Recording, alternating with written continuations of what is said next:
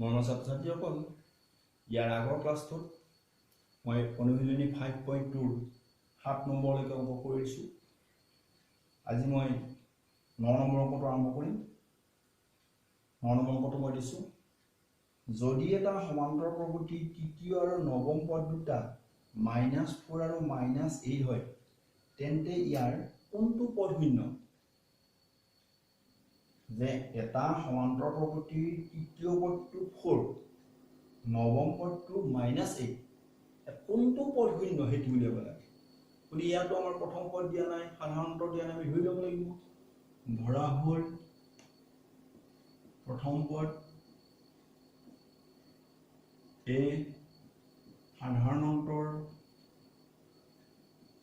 D, তৃতীয় পদ কিমান বুলি কৈছে? 4। এটাকে A plus twice D, দ্বিতীয় পদ মানে twice D equal to 4, number 1. আৰু A plus কি নম্বৰ পদ বুলি ক'লে এবাৰ? তৃতীয়বাৰ নৱম পদ 8D, 8D equal to -8. তাৰ পৰা আমি কোনটো পদ শূন্য সেইটো উলিয়াব লাগে। গতিকে আগৰ নিচিনাকৈ আমি অৱনয়ন পদ্ধতি ব্যৱহাৰ কৰি A আৰু D মান উলিয়াই লম। 1 নম্বৰ বিয়োগ 2 নম্বৰ যদি কৰোঁ মই, ইয়াৰ পৰা মাইনাছ হ'ল, এইটো মাইনাছ কৰিলে কিমান হ'ব? 2 পৰা এইফালে -6D ইকুৱেল টু এইটো মাইনাছ কৰিলে 12। D equal to 12 by -6 equal to -2। তো D ৰ মানটো 1 নম্বৰত বহাই লম। D ৰ মান 1ত বহুৱাই দিলে কি পাম? A plus 2 into -2 equal to 4. A minus 4 equal to 4. A equal to 8. ইয়াৰ মান পালো 8, D মান পালো -2. ইয়াৰ মান 8, D মান -2. এতিয়া কৈছে কোনটো পদ শূন্য? এতিয়া আমি এনেকৈ আগৰ সূত্ৰটোৰ মতে an equal to a plus n minus 1 into d, এই সূত্ৰত যাব লাগিব। যাওঁতে আমাৰ পদটো শূন্য হ'ব লাগিব। an to 0, ইয়াৰ মানটো আমাৰ থকা মতে দি দিম 8 plus n minus 1, d মান পাইছোঁ এই -2। গতিকে 8টো যদি আমি ইফালে আনি দিওঁ -8 equal to -twice n plus 2, -twice n plus 2. Twice n to ইফালে আনিলো মই, twice n equal to 2 plus 8. The twice n equal to 10, the n equal to 10 by 2 equal to 5. তাহলে পঞ্চম পদটো শূন্য হয়। তৃতীয় পদটো দিয়া আছিলে 4, নৱম পদটো দিয়া আছিলে -8। গতিকে আমি অংক কৰি পাওঁ কি পঞ্চম পদটো হয় শূন্য। গতিকে এইটো গ'ল তোমালোকৰ। নেক্সট মই অন্য এটা অংকলৈ গৈছোঁ। 3, 15, 27, 39 সমান্তৰ প্ৰকৃতিৰ কোনটো পদ 54তম পদটোতকৈ 132 বেছি? গতিকে এটা পদ দিছে, যে এটা শ্ৰেণী দিছে তোমাক, সেই শ্ৰেণীটোৰ প্ৰথমতে আমি 54তম পদটো উলিয়াই ল'ব লাগিব। উলিয়াই লৈ তাৰপিছত সেই পদটোৰ লগত 132 যোগ দিলে যিটো পাওঁ সেই নম্বৰ পদটো আমি উলিয়াব লাগে। শ্ৰেণীটো আছে 3, 15, 27, 39 এনেকুৱা আছে। গতিকে ইয়াত A equal to 3, D equal to 15 minus 3 equal to 12. এতিয়া কিমানতম পদৰ কথা কৈছে? যে সমান্তৰ প্ৰকৃতিৰ কোনটো পদ 54তম পদটোতকৈ 132 বেছি? গতিকে 54তম পদটো প্ৰথমে উলিয়াই ল'ব লাগিব।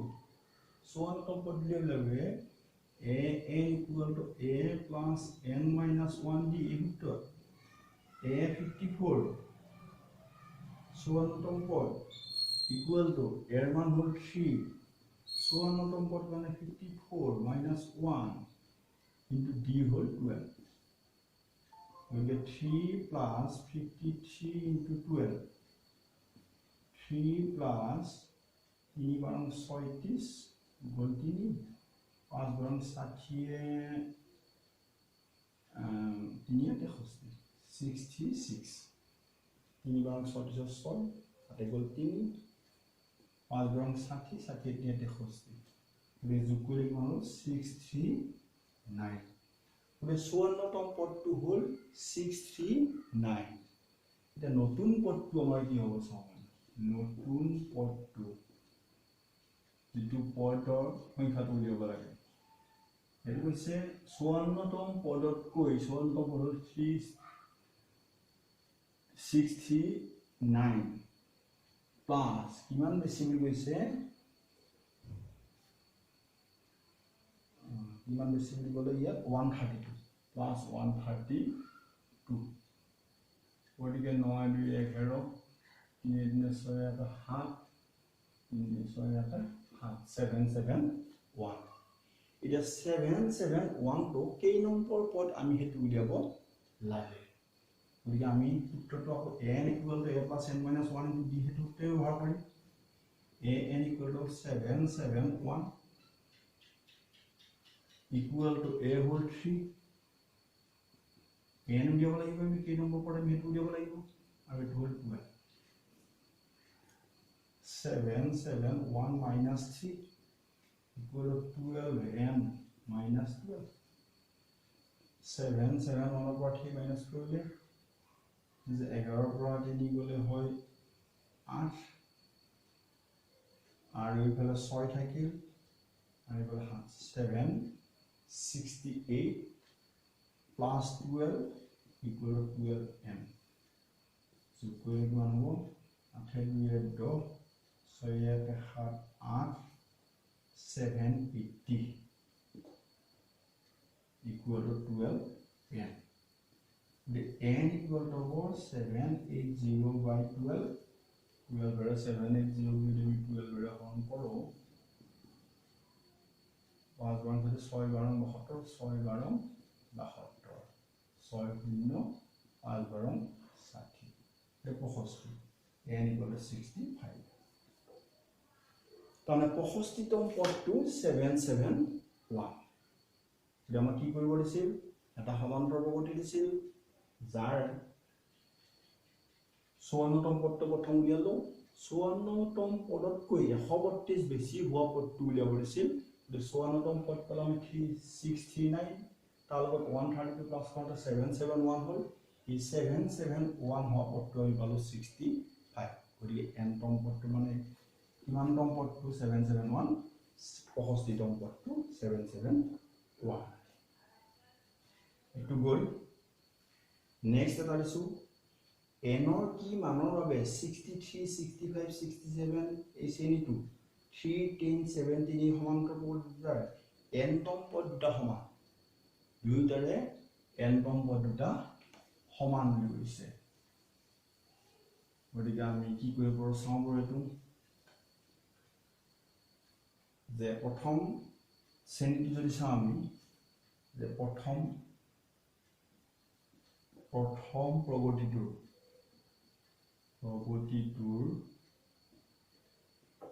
a equal to প্ৰগতিটো আছিল কেনেকুৱা 63 65 67 এনেকুৱা শ্ৰেণী আছিল a equal to 63 d equal to 65 minus 63 equal to 2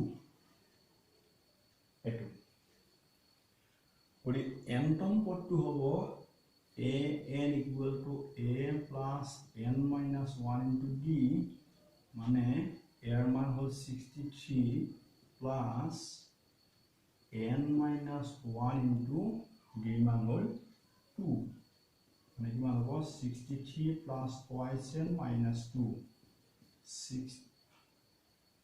61 plus twice n etu a শ্ৰেণীটোৰ nতম পদ number 1 এটো হ'ব an equal to 61 plus twice n